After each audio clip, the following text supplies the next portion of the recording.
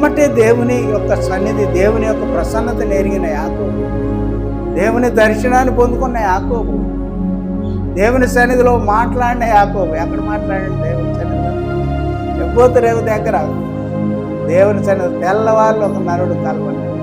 అంటే ఆ ప్రసన్నత ఎరిగిన వ్యక్తి గనక, ఆ బాధకరమైన పరిస్థితిని తెలుసుకున్న వ్యక్తి గనక ఎమ్మటే తీసుకొని ఏం చేశాడు? అతనికి ఏం పేరు పెట్టాడు? బెన్యామీను. ఎమ్మటే ఆ చిన్న కుమారుడిని తీసుకొని ఎమ్మటే చేతిలో తీసుకొని బెన్యామీను అన్నాడు. దుఃఖపుత్రుడు కాదు, నాకు సహాయం చేసేవాడు. కింద చదవండి ఏముంటుంది?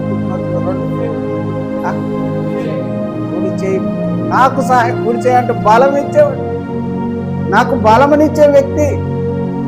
ఆశీర్వాదం. కుడి చేయి అంటే ఆశీర్వాదాన్ని దీవించడానికి,